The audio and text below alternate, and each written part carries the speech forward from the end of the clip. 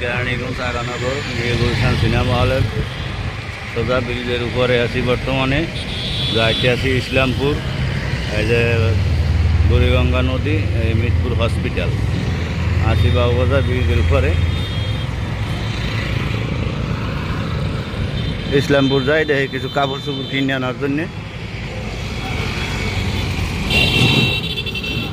ব্রিজে অনেক জ্যাম থাকে, 12টা বাজলেই অনেক জ্যাম হইব।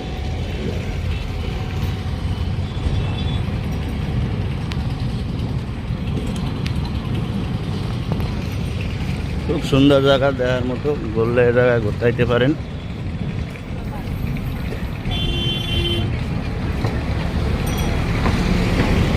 অনেক ভালো জায়গা।